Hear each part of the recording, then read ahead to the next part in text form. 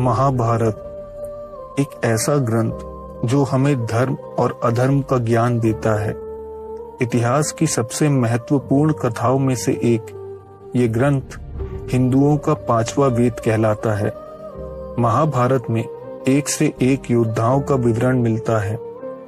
इस काल में ऐसे ऐसे महारथियों के होने की बात कही गई है जो अकेले ही सृष्टि को खत्म करने की ताकत रखते थे। और इसी ग्रंथ में ऐसे कई किरदार भी थे जो बेहद रहस्यमयी माने जाते हैं। ऐसा ही एक किरदार है अश्वत्थामा, जिसके आज भी जीवित होने की बात कही जाती है। आज के एपिसोड में हम अश्वत्थामा के पूरे रहस्य को जानने की कोशिश करेंगे और जानेंगे कि आखिर उस योद्धा को अमर क्यों माना जाता है। क्या अश्वत्थामा को आधुनिक युग में भी देखा गया है और क्या आज भी उन्हें देखना संभव है? तो वीडियो को अंत तक जरूर देखिएगा।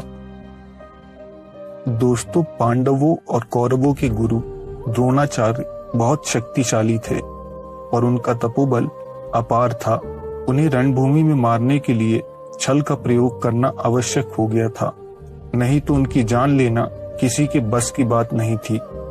द्रोणाचार्य और उनकी पत्नी कृपि एक ऐसा पुत्र चाहते थे जो बलवान और चिरंजीवी हो। द्रोणाचार्य ने वर्षों तक भगवान शिव की तपस्या की। शिव उनकी तपस्या से प्रसन्न हुए। तब द्रोणाचार्य ने उनसे एक ऐसा पुत्र मांगा जिसकी शूरता स्वयं शिव जैसी हो। तब जन्म हुआ अश्वत्थामा का, जो 11 रुद्र अवतारों में से एक अवतार था। अश्वत्थामा के पास अपार शौर्य और बल था। वो बचपन से ही चिरंजीवी थे। इसका मतलब उनका शरीर अमर था। इसके साथ साथ उनके मस्तक में जन्म से ही एक मणि थी। ये मणि काफी चमत्कारी थी। इस मणि के धारक को किसी भी हथियार या बाण से कोई क्षति नहीं होती। उसे किसी बीमारी, देवी देवता या दानवों का डर नहीं होता। ना ही उसे भूख प्यास परेशान कर सकती है।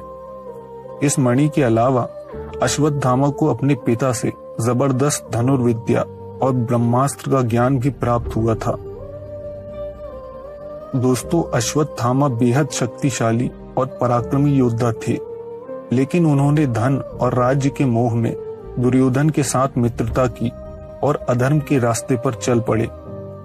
दोस्तों, महाभारत के युद्ध में कर्ण और अर्जुन के बाद अश्वत्थामा ने ही सबसे ज्यादा योद्धाओं का वध किया था।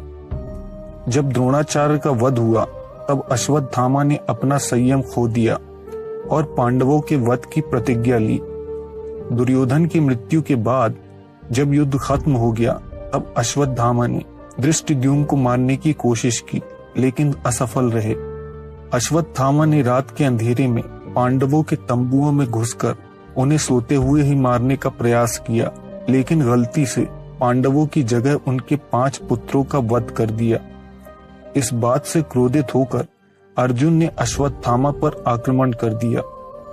अश्वत्थामा ने अर्जुन को मारने के लिए ब्रह्मास्त्र का आवाहन कर दिया और इधर अर्जुन ने भोलेनाथ से प्राप्त पाशुपतास्त्र का आवाहन कर दिया।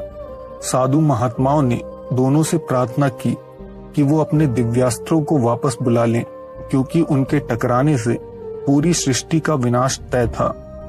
अर्जुन ने तो अपना अस्त्र वापस बुला लिया, लेकिन अश्वत्थामा ने अपना अस्त्र अभिमन्यु की पत्नी की गर्भ की तरफ मोड़ दिया, जिसमें अभिमन्यु का पुत्र पल रहा था। ब्रह्मास्त्र लगने के बावजूद भगवान कृष्ण ने अभिमन्यु के पुत्र परीक्षित की जान बचा ली और अश्वत्थामा के मस्तक से वो चमत्कारी मणि निकाल ली और उसे श्राप दिया कि वो कलयुग के अंत तक दर दर भटकेगा। उसके घाव कभी नहीं भरेंगे और कभी किसी के घर में उसे जगह नहीं मिल पाएगी। तब से लेकर आज तक अश्वत्थामा के भटकने की बातें कही जाती हैं। दोस्तों, समय समय पर अश्वत्थामा के देखे जाने की बातें कही जाती रही हैं और यही सबसे बड़ा रहस्य है। मध्य प्रदेश के बुरहानपुर में मौजूद है आसीरगढ़ का किला, जहां भगवान शिव का प्राचीन मंदिर मौजूद है। मान्यताओं के अनुसार अश्वत्थामा सुबह सबसे पहले इस मंदिर में पूजा करने रोज आते हैं। रात में पुजारी जी मंदिर में सफाई करके ताला लगाकर चले जाते हैं और सुबह जब पट खुलते हैं तो शिवलिंग पर चंदन का टीका और ताजे फूल चढ़े हुए मिलते हैं। कई न्यूज चैनल्स ने यहाँ रात रुककर इस रहस्य की जांच करने की कोशिश की है और उन्होंने सुबह पट खुलते ही सबसे पहले मंदिर में दाखिल होकर देखा है। हैरानी की बात यह है कि उन्हें रात भर कोई दिखाई नहीं दिया, लेकिन सुबह शिवलिंग पर ताजे फूल और चंदन जरूर मिले। आसपास के लोगों का दावा है कि कई लोगों ने अश्वत्थामा को मंदिर के पास मौजूद तालाब में नहाते देखा है। कई बार अश्वत्थामा को हल्दी और तेल मांगते भी देखा गया है, जो वो अपने घाव में लगाते हैं। मंदिर के पुजारी ने गलती से रात में एक सफेद आकृति को मंदिर में दाखिल होते भी देखने का दावा किया है। लोगों के अनुसार उनका कद लगभग 14 फीट का है और इतने लंबे इंसान आधुनिक युग में नहीं होते। दोस्तों, मध्य प्रदेश के एक आयुर्वेदिक डॉक्टर ने भी अश्वत्थामा से मिलने की बात कही है। डॉक्टर ने बताया कि उनके पास एक मरीज आया था जिसका कद विशालकाय था। उसके माथे पर घाव था जिसमें सेप्टिक हो गया था। कई बार जड़ी बूटियों का लेप करने के बाद भी वो घाव एकदम ताजा था। चिकित्सक ने मजाक में मरीज से कहा कि तुम्हारे घाव भरते नहीं हैं, कहीं तुम अश्वत्थामा तो नहीं हो। पलटकर वापस देखने पर डॉक्टर ने पाया कि वो मरीज गायब हो चुका है और बाहर बैठे मरीजों ने उसे बाहर जाते भी नहीं देखा। इसके अलावा एक रेलवे कर्मचारी ने अश्वत्थामा से मिलने की बात कही है। वो कर्मचारी छुट्टियां मनाने गुजरात गया था, जहां जंगल में अकेले घूमते हुए उसका सामना एक विशालकाय आदमी से हुआ जिसकी लंबाई लगभग 14 फीट थी। उसके मस्तक पर घाव था। कर्मचारी ने उसका परिचय मांगा और उससे बातें की। कर्मचारी का कहना है कि अश्वत्थामा ने उसे बताया था कि भीम उससे ज्यादा विशालकाय और बलवान था। पृथ्वीराज चौहान के जीवन पर लिखी किताब पृथ्वीराज रसों में अश्वत्थामा का वर्णन मिलता है। मोहम्मद गौरी से युद्ध हारने के बाद पृथ्वीराज जंगल चले गए और वहां उनकी मुलाकात एक ऐसे व्यक्ति से हुई जिसके मस्तक पर घाव था। पृथ्वीराज खुद एक उन्नत चिकित्सक थे और उन्होंने एक हफ्ते उस घाव को भरने की कोशिश की थी, लेकिन उसका कोई फायदा नहीं हुआ। तब उस व्यक्ति ने पृथ्वीराज से कहा कि वो अश्वत्थामा है और उसके बाद वो उस इलाके से दूर चला गया। दोस्तों, हिमालय की पहाड़ियों के पास एक गांव मौजूद है। वहां मौजूद भोजनालय में कई सालों पहले एक विशाल व्यक्ति को देखने का दावा सामने आया था। किस्सों के अनुसार वो व्यक्ति भूखा था और भोजनालय में प्रवेश करके उसने सारा भोजन खत्म कर दिया। इसके बाद भोजनालय में मौजूद पानी की टंकी का सारा पानी पी लिया और वहां से चला गया। उस व्यक्ति के मस्तक में घाव था और इस घटना को भोजनालय के मालिक, उनके भाई और उनकी पत्नी ने अपनी आंखों से देखा था। बाहर जाते समय आसपास के लोगों ने भी उन्हें देखा और बताया कि ये अश्वत्थामा हैं। तब से हर साल अश्वत्थामा कुछ घंटों के लिए उस भोजनालय में आते हैं और अपनी भूख शांत करते हैं।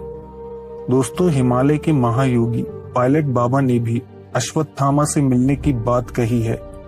उनकी किताब हिमालय कह रहा है में इस घटना का पूरा विवरण मिलता है। पायलट बाबा का कहना है कि हिमालय के पास उस इलाके में सभी अश्वत्थामा से परिचित हैं। एक दिन वो सुल्पनेश्वर मंदिर में आराम कर रहे थे, तभी उनकी नजर एक विशालकाय मानव पर पड़ी। बाबा जी ने अपने गुरु की तरफ आश्चर्य से देखा तो गुरु खामोशी से मुस्कुराने लगे। इसके बाद वो उस विशालकाय मानव के पीछे चल दिए। उसने पायलट बाबा को वापस जाने के लिए कहा, लेकिन उन्होंने उससे आग्रह किया कि वो अपना परिचय दें। इसके बाद उन्होंने बताया कि वो द्रोणाचार्य के पुत्र अश्वत्थामा हैं। दोस्तों, अश्वत्थामा को देखने के किस्से समय समय पर सामने आते ही रहते हैं, जिनसे पता चलता है कि उनका भ्रमण पूरे भारत में होता है और कुछ कृपा प्राप्त व्यक्ति उनका दर्शन भी पाते हैं। आपको ये एपिसोड कैसा लगा हमें कमेंट में बताएं, लाइक करके हमें सपोर्ट करें और चैनल को सब्सक्राइब करें। वीडियो पसंद आया हो तो शेयर जरूर करें। हम जल्द आपसे एक नए एपिसोड के साथ मिलेंगे। धन्यवाद।